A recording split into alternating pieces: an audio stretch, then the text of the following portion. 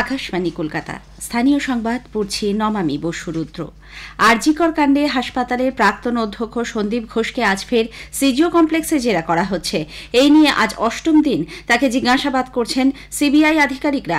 অন্যদিকে তরুণী পিজিটি চিকিৎসকের ধর্ষণ ও খুনের ঘটনায় একমাত্র ধৃত কলকাতা পুলিশের সিভিক ভলান্টিয়ার সঞ্জয় রায়কে আজ আবার শিয়ালদা আদালতে পেশ করা হচ্ছে। এই ঘটনায় উত্তরবঙ্গের চিকিৎসক গোষ্ঠীকে জিজ্ঞাসাবাদের আওতায় আনার দাবি জানিয়েছে চিকিৎসক সংগঠনগুলির যৌথ মঞ্চ joint platform of doctors West Bengal. গতকাল মঞ্চের কয়েকজন চিকিৎসক এক সাংবাদিক বৈঠকে বলেন, ডাক্তার সুদীপ্ত রায়ের নেতৃত্বে উত্তরবঙ্গ গোষ্ঠীর বেশ কিছু ডাক্তাররা বরাবর আরজিকর হাসপাতালের প্রাক্তন অধ্যক্ষ সন্দীপ ঘোষের পৃষ্ঠপোষকতা করে আসছেন। স্বাস্থ্য ব্যবস্থায় দুর্নীতি চক্রে তাদের ভূমিকাও খতিয়ে দেখা উচিত। একই সঙ্গে করদাতাদের অর্থ খরচ করে মামলা লড়ার জন্য রাজ্য সরকারের আইনজীবী নিয়োগের তীব্র প্রতিবাদ জানানো হয়েছে। উল্লেখ্য, হাসপাতালে তরুণী চিকিৎসকের এই নির্মম পরিণতির তদন্তে সিবিআই আধিকারিকরা কতদূর এগিয়েছেন তা জানতে আন্দোলনকারী জুনিয়র চিকিৎসকদের এক প্রতিনিধি দল আজ সিজিও কমপ্লেক্স যাচ্ছে বলে জানা গেছে। তদন্তের অগ্রগতি নিয়ে সদর্থক উত্তর মেলার পরই কর্মবিরতি প্রসঙ্গে পরবর্তী সিদ্ধান্ত নেওয়া হতে পারে। আগেই জানানো হয়েছে, সুপ্রিম কোর্ট কলকাতার আরজিকর মেডিকেল কলেজ হাসপাতালের চিকিৎসক পড়ুয়া ধর্ষণ ও হত্যার প্রতিবাদে আন্দোলনরত ডাক্তারদের কাজে ফেরার আবেদন জানিয়েছে। শতপ্রণোদিত মামলার শুনানির সময় প্রধান বিচারপতি ডিওয়াই চন্দ্রচূড় এবং দুই বিচারপতি জেবি পারদিওয়ালা এবং মনোজ মিশ্রের বেঞ্চ বলেন, পাশবিক আক্রমণে নিহত ওই তরুণী পিজিটি চিকিৎসকের পরিবার কোনোদিনই স্বাভাবিক অবস্থায় ফিরতে পারবেন না। গোটা দেশ মর্মাহত, কিন্তু আইন তার নিজের পথে চলবে। চিকিৎসার অপেক্ষায় থাকা হাজার হাজার রোগীর থেকে ডাক্তাররা মুখ ফিরিয়ে থাকতে পারেন না। কাজে যোগ দিলে হাসপাতাল কর্তৃপক্ষ আইনি ব্যবস্থা নিতে পারেন। আন্দোলনকারীদের এই আশঙ্কার প্রেক্ষিতে প্রধান বিচারপতি আশ্বাস দেন, তাদের বিরুদ্ধে কোনো রকম শাস্তিমূলক ব্যবস্থা যাতে না নেওয়া হয় তা তারা সুনিশ্চিত করবেন।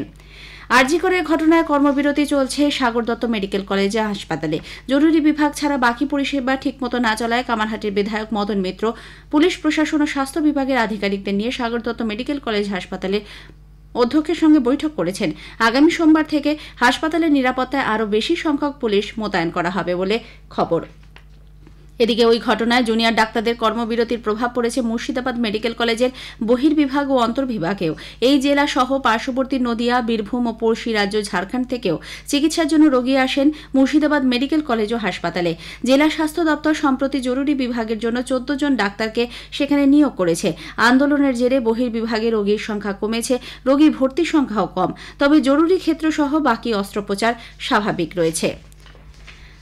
জাতীয় মহাকাশ দিবস উপলক্ষে আজ শুনবেন বিশেষ আলোচনা। মহাকাশ বিজ্ঞানী, বর্তমানে ইসরোর মুখ্য কার্যালয়ে কর্মরত স্পেস সায়েন্স প্রোগ্রামের ডিরেক্টর ডক্টর তীর্থ প্রতিম দাসের সঙ্গে কথা বলেছেন সুস্মিতা মণ্ডল। সংবাদ বিভাগ প্রযোজিত 15 মিনিটের এই অনুষ্ঠানটি শোনা যাবে আজ রাত 9:30টায় গীতাঞ্জলি 107 প্রচার তরঙ্গ মেগাহার্টজ এবং ডিটিএইচ পরিষেবায়। প্রাথমিক শিক্ষক নিয়োগ যোগ্যতা নির্ধারণ পরীক্ষা টেটের ভুল প্রশ্ন সংক্রান্ত অভিযোগের বিষয়ে কলকাতা হাইকোর্ট পদক্ষেপ করেছে।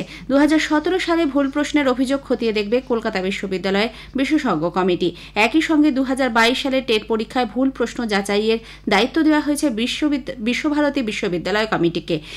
বিচারপতি হরিশ ট্যান্ডন এবং বিচারপতি প্রসেনজিৎ বিশ্বাসের ডিভিশন বেঞ্চ এই মামলায় রায়দান স্থগিত রাখেন। উল্লেখ্য, 2017 পরীক্ষায় 28টি এবং 2022 সালে 22টি প্রশ্ন নিয়ে বিভিন্ন রাজ্যের প্রাক্তন বিচারপতি এবং বিচার বিভাগীয় আধিকারিকদের অবসরকালীন সুযোগ সুবিধা না দেওয়ার অভিযোগ তুলে দায়ের করা আবেদনের প্রেক্ষিতে সুপ্রিম কোর্ট পশ্চিমবঙ্গের মুখ্য সচিবকে সশরীরে হাজিরা দেওয়ার নির্দেশ দিয়েছে। একই সঙ্গে আরও 17টি রাজ্যের মুখ্য সচিবকে একই নির্দেশ দিয়েছেন প্রধান বিচারপতি ডিওয়াই চন্দ্রচূড়। ভার্চুয়াল মাধ্যমে হাজিরার সুযোগ দেওয়ার জন্য আবেদন জানানো হলেও তা শুনতে রাজি হননি তিনি। নির্দিষ্ট দিনে আদালতে উপস্থিত না হলে জামিন অযোগ্য ধারায় গ্রেপ্তারি পরোয়ানা জারি করা হবে বলে প্রধান বিচারপতি চন্দ্রচূড় জানিয়েছেন। জলসীমা অতিক্রম করে ফেলায় বিজেপির হাতে 7 দিন ধরে আটকে রয়েছে মুর্শিদাবাদের সুতি ও শামসেরগঞ্জের 3 নাবালক মৎস্যজীবী সহ মোট 5 জন। গত শুক্রবার ভারতীয় মৎস্যজীবীরা বিএসএফ এর অনুরোধে সাড়া দিয়ে পাচার রুখতে নদীপথে নজরদারির জন্য ইঞ্জিন চালিত নৌকা নিয়ে বেরোয়। নদীতে নৌকা খারাপ হয়ে গেলে ভাসতে ভাসতে তারা আন্তর্জাতিক জলসীমা লঙ্ঘন করে বাংলাদেশে ঢুকে পড়ে। তখনই সে দেশের সীমান্তরক্ষী বাহিনী তাদের আটক করে।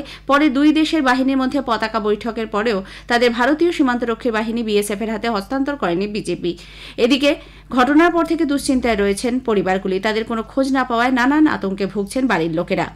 সক্রিয় মৌসুমী অক্ষরেখা এবং দক্ষিণ বাংলাদেশ সংলগ্ন এলাকায় সপ্তাহের গোড়ার দিকে সৃষ্ট ঘূর্ণাবর্তের প্রভাবে দক্ষিণবঙ্গের বিভিন্ন জেলায় আজও একটানা বৃষ্টি হচ্ছে।